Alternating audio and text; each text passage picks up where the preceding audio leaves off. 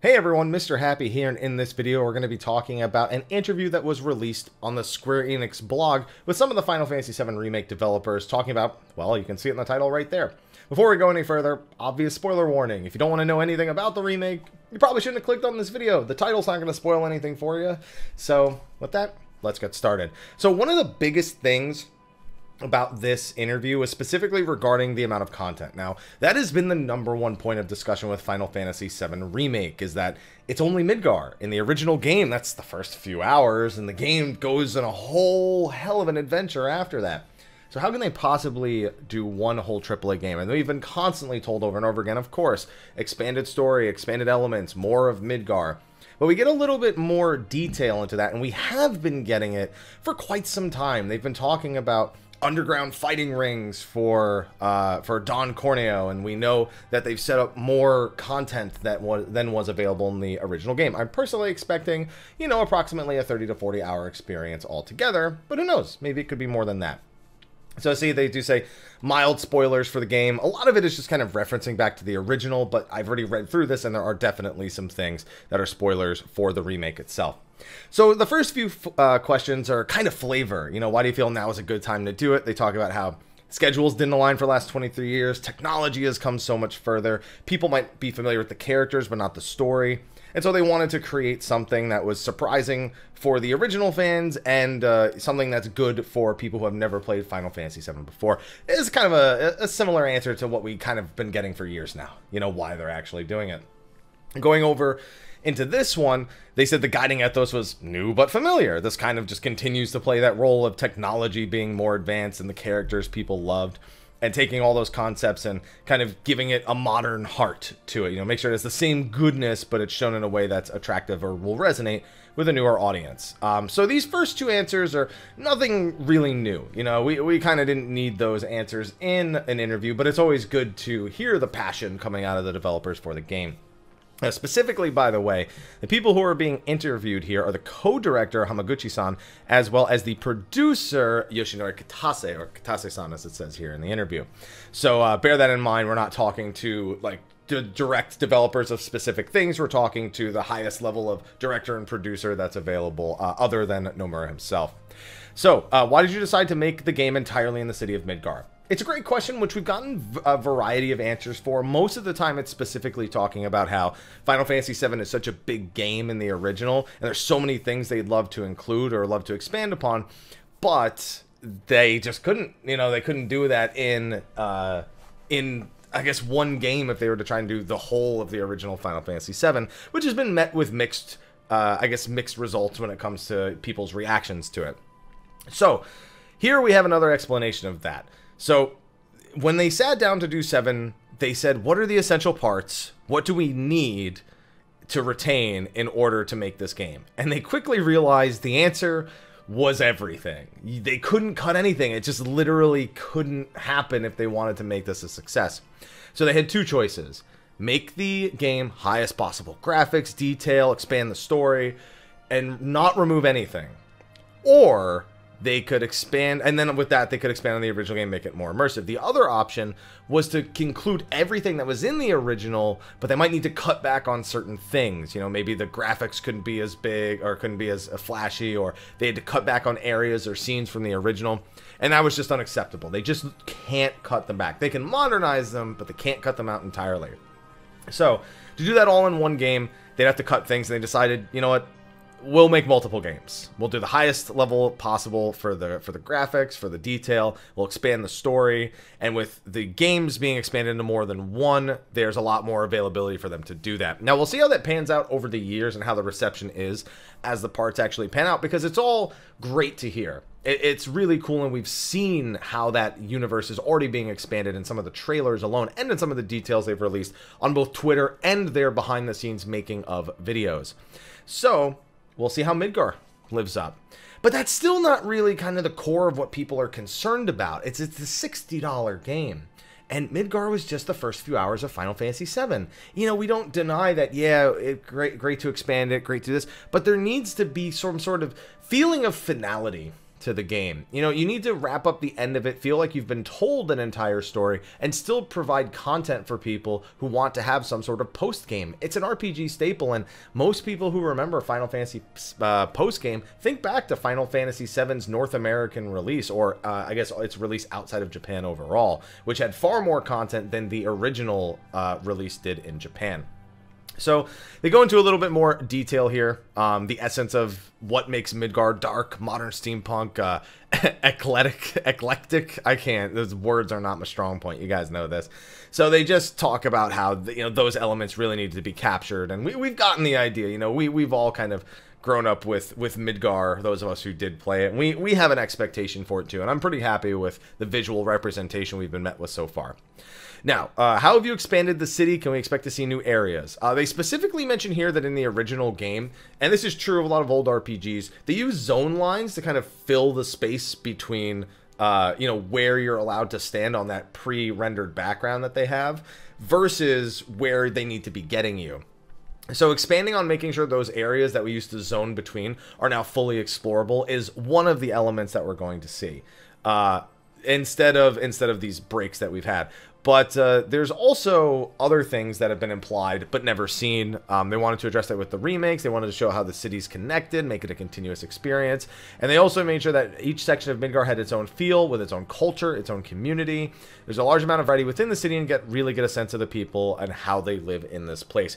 So it doesn't really answer how much of Midgar is actually explorable. This makes it sound like the areas we've seen in the original are expanded upon, but not that like grand scope that we were initially presented way back when. Whether or not that was an overpromise and an underdeliver, or this is an underpromise right here and it'll overdeliver later, it's a matter of perspective. But I do hope that a much bigger I guess more of Midgar is what I'm trying to say. Brain, please, come on now. More of Midgar is explorable than just the areas we've already become accustomed to, because even with filling in the areas in between, that doesn't meet the entire fantasy of getting to explore as much of Midgar as possible. So going into the next question, for those of you who didn't know, Red 13 is not going to be playable in the first part of 7 Remake. This is because he is obtained so late in the original, in the original game, in the Midgar plot, that making him fully playable would, I guess, just... let's just read the answer. I answered a question about Red 13. We were going to Europe, talking to media. There's a bigger response from fans than I expected. I got a renewed sense of how much love there is for the character. We felt that he only joins the team during the latter stages. Having him playable with a full character growth potential would not be a satisfying experience to the player. So we decided to have him join for now as a guest character instead. Which implies that, yes, later he will not be a guest character. But that being said, a playable ally with full character growth potential. So we're still curious as to what that potential really is in the first part. We don't know how much character growth there will be. We've seen some HP numbers that were fairly high for the levels that the characters actually were. And we still have yet to get a solid answer on how progress is going to carry from each game into the next, or if progress just resets, which, considering they stopped working with the team that worked on .hack, it wouldn't be too surprising to see them reset it, but I still feel like they're just going to continue it going from game to game. Now, they said the development team feels the same way the fans do when it comes to Red 13. They designed his gameplay in a special way. They won't really talk too much about Red 13 because they want people to actually experience it, but there's a new upper floor in the Shinra building to present a climax that was not in the original. That's likely the existence of the Genova boss fight that we saw in the trailer. The key to navigating this floor lies in using Red 13's unique physical abilities to overcome environmental obstacles. Letting the player experience his heroics in a way that is something I am confident will please the fans. Yeah, I mean, I have an idea of what that'll be like, but how that's actually going to get the whole party up there is certainly going to be interesting. But I hope they do him justice as a guest character, but he needs to be playable in the other parts. Red 13, or Nanaki as I prefer to call him, is one of my favorite characters in Final Fantasy VII, so he needs to be done justice, even as a guest character and eventually as a playable party member. So hopefully it will at least be enjoyable to some degree during the climax of 7 Remake and its first part. So they talk a little bit about the design of the combat system here as well, talking about how it has the action elements layered on top, but it also has some of the original elements as well as some new things all together, knocking enemies up, knocking them down, staggering them, and the ability to more efficiently charge your ATB gauge. They then go on talking about classic mode, how it's really there for people who are more a fan of the original, who just want to do the basic ATB actions and let everything else just kind of play by itself. And on top of that, making sure that people who really are not big fans of action games don't feel like they're locked away from actually experiencing Final Fantasy VII Remake. For those of you who don't know, Classic Mode only allows the game to be played on easy. You cannot play on the normal difficulty with Classic, and there is no hard difficulty, so, you know, throw that out the window. So they decided to create Classic Mode for this reason. So you can kind of go against the action elements and just try to enjoy the game as much as possible. And one thing, so if you think I really like the look of the game, but I'm put off by the action, we made Classic Mode so you can enjoy the game any way you want.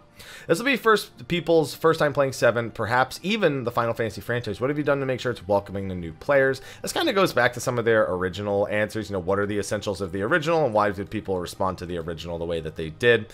For new players, this is where the story of 7 begins. Obviously, the original players know where it's going, but they've just designed the game to be more welcoming. They have all these accessibility options, different difficulties, and the choice between action or more tactical gameplay. Now, this question down here is the last one for a good reason. It's kind of the whole reason I even made this video.